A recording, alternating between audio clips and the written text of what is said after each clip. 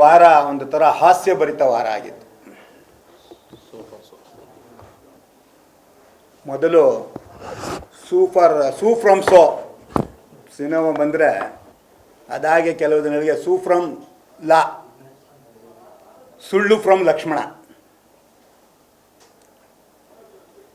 ಮೊದಲು ಯತೀಂದ್ರ ಹೇಳ್ತಾರೆ, ನಾಲ್ವಡಿ ಕೃಷ್ಣರಾಜ ಒಡೆಯರಿಗಿಂತ ಹೆಚ್ಚು ಕೆಲಸ ನಮ್ಮ ತಂದೆ ಸಿದ್ದರಾಮಯ್ಯ ಮಾಡಿದ್ದಾರೆ ಅಂತ.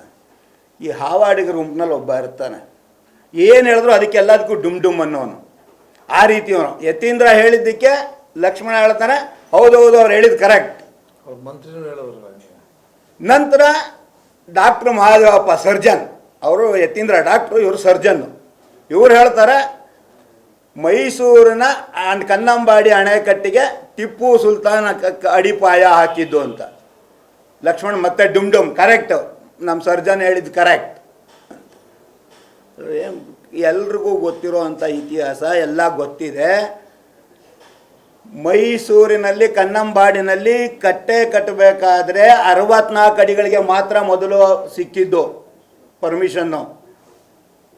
ಅದನ್ನು 124 ಅಡಿ ಮಾಡಬೇಕು ಅಂತ ವಿಶ್ವೇಶ್ವರಯ್ಯನವರು ಅಂದಿನ ಮದ್ರಾಸ್ ಸರ್ಕಾರದ ಜೊತೆ ಹೋಗಿ ಅಲ್ಲಿನ ಬ್ರಿಟಿಷ್ ಅಧಿಕಾರಿಗಳ ಜೊತೆ ಕೂಡಿ, ಇದು ಇಬ್ಬರಿಗೂ ಲಾಭ ಆಗತ್ತೆ, ಮುಂದೆ ಯಾವತ್ತಾದ್ರೂ ನಾವು ಕಟ್ಟಡ ಈಗ ಕಟ್ಟದೆ ಆದರೆ ಬೆದ್ದೆ ಆಗತ್ತೆ ಅಂತ ಹೇಳ್ಬಿಟ್ಟು ವಿಶ್ವೇಶ್ವರಯ್ಯನವರ ಪರಿಶ್ರಮದಿಂದ ಅದು 124 ಅಡಿ ಎತ್ತರಕ್ಕೆ ಹೋಗ್ತದೆ.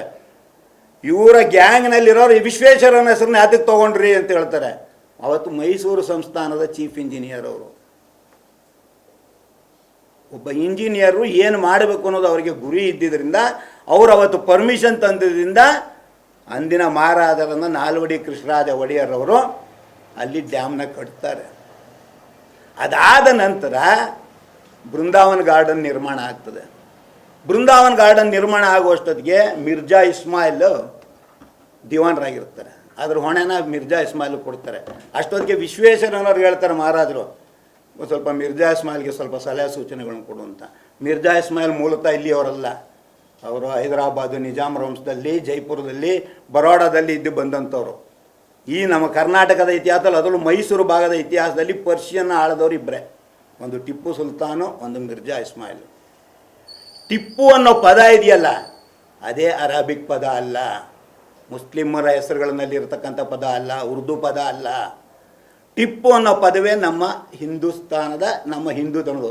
ನಿಮಗೆ ಒಂದು ಜ್ಞಾಪಕ ಇರಲಿ, ಹೈದರ್ ಅಲಿ ಚಿತ್ರದುರ್ಗಕ್ಕೆ ಬೇಟೆ ಎತ್ತಿ ಹೋಗ್ತಾನೆ ಯುದ್ಧ ಮಾಡಲಿಕ್ಕೆ.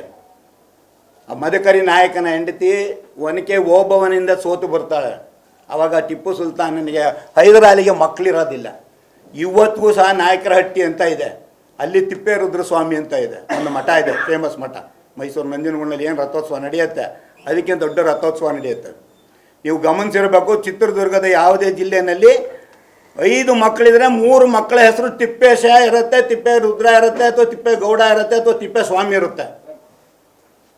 ಹೈದರ್ ಅಲಿ ಅಲ್ಲಿ ಹರಕೆ ಹೊತ್ಕೊಂಡಿದ್ರಿಂದ ಮಕ್ಕಳು ಆ ಸ್ವಾಮಿಗಳನ್ನ ಭೇಟಿ ಆದ್ರೆ ನಿನಗೆ ಮಕ್ಕಳಾಗತ್ತೆ, ಹೋಗು ನನ್ನ ಮಠದಲ್ಲಿ ನೀವು ಕಾಣಿಕೆ ಒಪ್ಪಿಸ್ಕೊಂಡಿದ್ದಕ್ಕೆ ಅಲ್ಲಿ ಕಾಣಿಕೆ ಒಪ್ಪಿಸಿ ಅವನಿಗೆ ಮಕ್ಕಳಾದ ಕಾರಣ ಟಿಪ್ಪು ಸುಲ್ತಾನ್ಗೆ ಟಿಪ್ಪು ಅನ್ನೋ ಹೆಸರಿಡ್ತಾರೆ. ಇತಿಹಾಸನ ಫಸ್ಟು ಆಡಳಿತ ಮಾಡೋರು ಫಸ್ಟು ಇತಿಹಾಸನ ತಿಳ್ಕೋಬೇಕು. ಇತಿಹಾಸನೇ ತಿಳ್ಕೊಳ್ದೇನೆ ನಾವು ಆಡಳಿತ ಮಾಡ್ಲಿಕ್ಕೆ ಹೋದರೆ ಈ ಥರದ ದುರಂತಗಳನ್ನ ಅವರು ಮತ್ತೆ ಮತ್ತೆ ಮಾಡ್ತಾನೆ ಇರ್ತಾರೆ. ಈ ಬೃಂದಾವನ್ ಗಾರ್ಡನ್ ಕಟ್ಟಬೇಕಾಗಿರೋದು ಮಾದರಿನ ಶ್ರೀನಗರದಲ್ಲಿ ಇವತ್ತಿಗೂ ಶಾಲಿಮಾರ್ ಬಾಗ್ ಅಂತಿದೆ, ಹೋಗಿ ನೋಡಿ, ಅಥವಾ ಗೂಗಲ್ ಮಾಡಿ ಕಾಣ್ತದೆ. Shalimar Bagh it's a replica of Brindavan garden. ಅದೇ ಥರ ಕಟ್ತಾರೆ, ಅದನ್ನು ಮುಘಲ್ ವಿನ್ಯಾಸದಲ್ಲಿದೆ ಇವತ್ತಿಗೂ ಸಹ. ಆಗ ಅಲ್ಲಿ ಕೃಷ್ಣರಾಜ ಒಡೆಯರ್ಗೂ ಮತ್ತು ನಮ್ಮ ಮಿರ್ಜಾ ಇಸ್ಮಾಯಿಲ್ ಅವ್ರಿಗೂ ಅತಿಯಾದ ಸ್ನೇಹ ಇರ್ತದೆ. ಆ ಮಿರ್ಜಾ ಇಸ್ಮಾಯಿಲ್ಗೆ ಹೇಳ್ತಾರೆ, ಈ ಟಿಪ್ಪು ಸುಲ್ತಾನ್ ಕನಸು ಕಂಡಿದ್ನೆ ಅಂತ. ಆ ಕನಸು ಇವ್ರಿಗೆ ಎಲ್ಲಿ ಬಿತ್ತೋ ಗೊತ್ತಿಲ್ಲ ನನಗೆ. ಅದನ್ನು ಅಲ್ಲಿ ಒಂದು ಸ್ಥಾಪನೆ ಮಾಡ್ತಾರೆ. ಇವ್ರು ಹೇಳ್ತಾರೆ ಟಿಪ್ಪು ಸುಲ್ತಾನ್ ಅಡಿಗಲ್ಲ, ಟಿಪ್ಪು ಸುಲ್ತಾನು ಕೋಟೆ ಇದೆಯಲ್ಲ ಶ್ರೀರಂಗಪಟ್ಟಣದ ಕೋಟೆ, ಅದನ್ನು ಕಟ್ಟಿದ್ದೆ ಟಿಪ್ಪು ಸುಲ್ತಾನ್ ಅಲ್ಲ. ಟಿಪ್ಪು ಸುಲ್ತಾನು ಮತ್ತು ಅವರಪ್ಪ ಸೇರಿಸಿ ಬರೀ 40 ವರ್ಷ ಆಡಳಿತ ಮಾಡಿರೋದು. 13 ವರ್ಷ ಹೈದರ್ ಅಲಿ, 17 ವರ್ಷ ಟಿಪ್ಪು ಸುಲ್ತಾನು. ಮೈಸೂರಿನಲ್ಲಿ 4 ಯುದ್ಧ ನಡೆಯುತ್ತೆ. 2 ಯುದ್ಧದಲ್ಲಿ ಹೈದರ್ ಅಲಿಗೆ ಇದ್ದಾಗ ನಡೆಯುತ್ತೆ. 2ನೇ ಯುದ್ಧ ಮೈಸೂರು ಯುದ್ಧದಲ್ಲಿ ಹೈದರ್ ಅಲಿ ಸಾಯ್ತಾನೆ. ಆವಾಗ ಟಿಪ್ಪು ಸುಲ್ತಾನ್ ಬರ್ತಾನೆ. ಟಿಪ್ಪು ಸುಲ್ತಾನ್ 3ನೇ ಮಹಾಯುದ್ಧ ನಡೆಯುತ್ತೆ ಬ್ರಿಟಿಷರ ಮಧ್ಯೆ. ಮಂಗಳೂರು ಒಪ್ಪಂದ ಮಾಡ್ಕೊತಾನೆ. 4ನೇ ಯುದ್ಧದಲ್ಲಿ ಟಿಪ್ಪು ಸುಲ್ತಾನ್ ಸತ್ತೇ ಹೋಗ್ತಾನೆ. ಯಾವ ಶೌರ್ಯ ಟಿಪ್ಪು ಸುಲ್ತಾನ್ದು? ಇವರು ಟಿಪ್ಪು ಟೈಗರು ಏನೇನು ಕತೆ ಹೇಳ್ತಾರೆ. ಶೌರ್ಯ ಇದ್ರ ನಡೆದ 4 ಯುದ್ಧದಲ್ಲಿ 2 ಯುದ್ಧ ಇವ್ರ ಅಪ್ಪ ಮಾಡಿರೋದು. 3ನೇ ಯುದ್ಧ ಸೋತುಬಿಟ್ಟು ಗೆದ್ದುಬಿಟ್ಟು ಫ್ರೆಂಚ್ ಅವ್ರ ಜೊತೆ ಒಪ್ಪಂದ ಮಾಡ್ಕೊಂಡು ಮಂಗಳೂರಿನಲ್ಲಿ ವಾಪಸ್ ಬಂದು ಆಡಳಿತ ನಡೆಸಿ 4ನೇ ಯುದ್ಧದಲ್ಲಿ ಟಿಪ್ಪು ಸುಲ್ತಾನ್ ಸತ್ತೋಗ್ತಾನೆ 1899ರಲ್ಲಿ. ಯಾವ ಶೌರ್ಯ ಸರ್? ಇವ್ರು ಅಡಿಗಲ್ಲು ಇಲ್ಲಿ ಹಾಕಿದ್ರೆ ಟಿಪ್ಪು ಸುಲ್ತಾನು ದರಿಯಾ ದೌಲತ್ ಇವತ್ತು ಅಲ್ಲೆಲ್ಲಾದ್ರೂ ಅಡಿಗಲ್ಲಿದೆಯಾ? ನಾನು ಟಿಪ್ಪು ಸುಲ್ತಾನ್ ಕಟ್ಸಿದ ಅರಮನೆ ಅಂತ ಇವತ್ತು ಹೋಗಿ ನೋಡ್ಕೊಂಬನ್ನಿ ನಾಳೆ ಬೆಳಗ್ಗೆ. ಎಲ್ಲಾದರೂ ಟಿಪ್ಪು ಸುಲ್ತಾನ್ ಅರಮನೆ ಅಂತ ಈ ಬ್ರಿಟಿಷರು ನಂತರ ಒಯ್ದುಕೊಂಡ ಮೇಲೆ ವೆಲ್ಲೆಸ್ಲಿ ಆದಾಗ ಇಲ್ಲಿ ಟಿಪ್ಪು ಸುಲ್ತಾನ್ ವಾಸ ಮಾಡ್ತೀನಿ ಒಂದು ಪ್ಲೆಕಾರ್ಡ್ ಇದೆ. ಟಿಪ್ಪು ಸುಲ್ತಾನ್ ಏನು ಬರ್ಸ್ಕೊಂಡಿಲ್ಲ. ಟಿಪ್ಪು ಹೆಸರೇ ಟಿಪ್ಪುದಲ್ಲ, ಟಿಪ್ಪು ಹೆಸರು ನಾವು ಕೊಟ್ಟ ಬೆಳವಣಿಗೆ ಬೇಡ. ಇವತ್ತು ಯಾವ್ದಾದ್ರು ಉರ್ದು ಶಾಲೆಯಲ್ಲಿ ಹೋಗಿ ನೋಡಿ, ಎಷ್ಟು ಜನ ಉರ್ದು ಮಕ್ಕಳದ್ದು ಮುಸ್ಲಿಂ ಮಕ್ಕಳದ್ದು ಟಿಪ್ಪು ಅನ್ನೋ ಹೆಸರಿದೆ ತೆಗೆಸಿ. ಇವು ಸುಮ್ಮನೆ ಕತೆ ಹೇಳೋದು ಕೇಳೋರು ಇದ್ದಾರೆ ಅಂತ ಏನೋ ಹೇಳ್ಕೊಂಡೇ ಹೋಗೋದಲ್ಲ ಇವರು. ಇವ್ರು ಹೇಳಿದ್ದಲ್ಲ ಕೇಳೋದಕ್ಕೆ ನಾವೇನು ದಡ್ರು ಅಲ್ಲ, ನಮಗೂ ಇತಿಹಾಸ ಗೊತ್ತೇ, ನಾವು ಓದಿದ್ದೀವಿ. ಬೇಡ, ಆ ಕಲ್ಲಿದೆಯಲ್ಲ ಏನು ಸಿಕ್ಕಿದೆ ಅವ್ರಿಗೆ? ನಾಳೆ ಇಲ್ಲೇ ನಿಮ್ಮ ಕಡೆ ಇದೆ ಪ್ರಾಚ್ಯ ವಸ್ತು ಸಂಗ್ರಹಾಲಯ, ಅಲ್ಲಿ ಪರಿಣಿತರಿದ್ದಾರೆ, ಕೊಡಲಿ ಅವ್ರಿಗೆ. ಇದು ಯಾವ ಕಾಲದ್ದು ಹೇಳಿ ಅವರು?